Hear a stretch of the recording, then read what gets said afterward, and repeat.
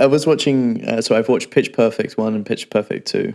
And I kind of just went into it with like just completely no expectations. I was like, dismiss this idea that it's a musical, that it's kind of aimed towards female audience and stuff like this. I was like, just go in with an open mind, just watch it, right?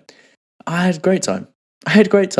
Like, it was goofy and it was a bit cringe in places and stuff like that, but it was funny and the music was good and it was entertaining. And I just kind of sat there and I was like, I wonder, how many things there are that many of us are limiting ourselves from consuming or experiencing because of these often false preconceptions that we have about them. Yeah. And I was just like, if you just go into stuff with an open mind, I think you can experience it so much better. Absolutely, yeah. Whereas, so many people make up their mind about something before they've watched it and then just use that to confirm the decision that they've already made. Yeah. Like, they're not going in with the idea of like, you know what, I'm willing to have my opinion changed.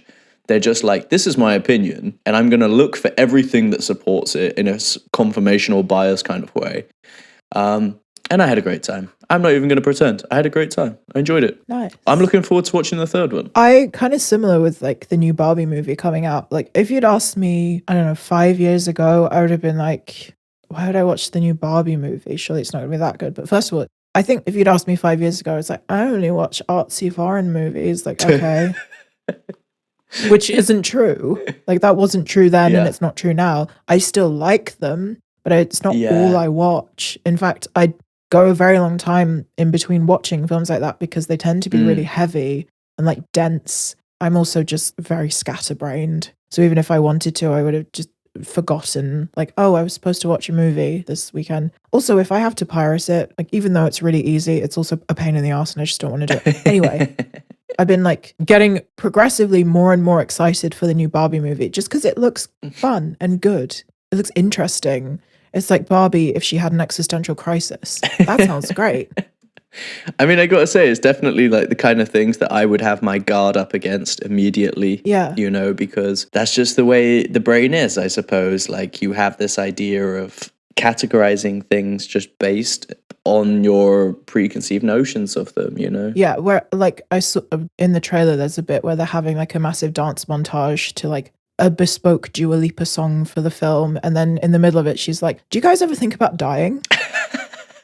Do you know what? Yeah. It's a very apt conversation, actually. I think most of us are thinking about death constantly. Constantly? I wouldn't say constantly. I think, actually, in a way, you're right. I feel like there's a constant self-preservation idea in our head, which therefore will constantly make us alert of the possibility of death. Yeah. I also do think it's kind of, especially when it's like anything good that happens, there's always that hum in the back of your mind that reminds you that all of this is temporary. I need to remind myself of that sometimes. I mean, I feel like I want to use it to spur me on to appreciate things more and not take these things for granted. But inevitably, it's just like, what comes next? And in my mind, nothing comes next. Like, this is it. So I should just enjoy it. Yeah. As much as I can. Who was the guy who was a part of building up Apple? Steve Jobs. Yeah, he had a speech on it. I think a college graduation ceremony where he was like, all of your little fears in life, they kind of fall away in the face of death. And so when you remind yourself of that, you recognize what's important to you. Yeah. And you recognize that if you're doing something that you hate day after day after day, that you need to change something, because one day you're going to die and you don't want it to be a series of uninteresting events that lack passion day after day. And sometimes it's necessary to do those, of course, but you've got to mix things up, because yeah, I think so. One day there isn't going to be a tomorrow, and you don't want to look back and realize that you've spent all of the days before it doing something you hate.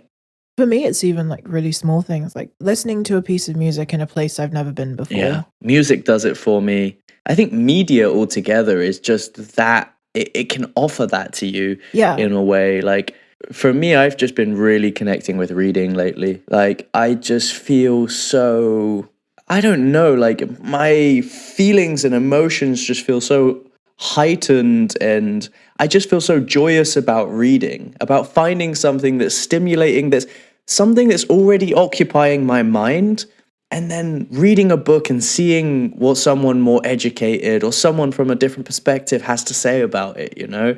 And it's Yeah. like it's that feeling of togetherness. It's that we all share the human experience, and that is alone as you can feel in the way you think, or where you live, or what you do and stuff like that. You can connect with people.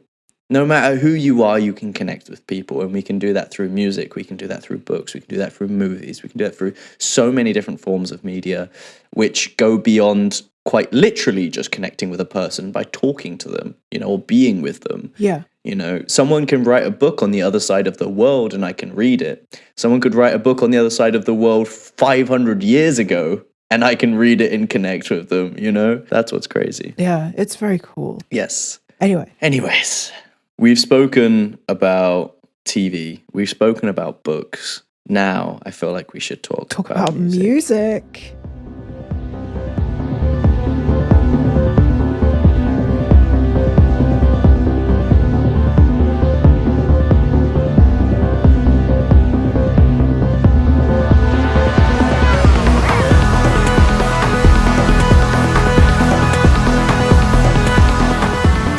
So, today's episode is episode 17. Yes. And we are going to be doing recent rotations, which is a little format I started some months back just to try and... I was coming across a lot of new music and I wasn't able to share all of it through the podcast. So I thought it would be really cool to kind of package it together in these playlists and put it onto the Discord for people basically wanting to find new music or just looking for something, you know. I mean, I did it as much for myself as I did it for other people. I think it's nice to kind of just talk about stuff that you found and share it with others. I have absolutely no idea if anyone has ever clicked on any of those playlists, but one can hope. You never know. And so we thought we'd put it into this podcast episode, actually. Yeah. So one that's like kind of not so planned or thoroughly thought through, but just something that, I mean, at least for me, I have come across all of these songs within the last couple of weeks. Yeah. And there's one, for example, that I've listened to when I was much younger, but it kind of only recently came back in and I added it to my liked songs, and therefore it became part of my recent rotations. All of this is to say, we didn't think of a theme.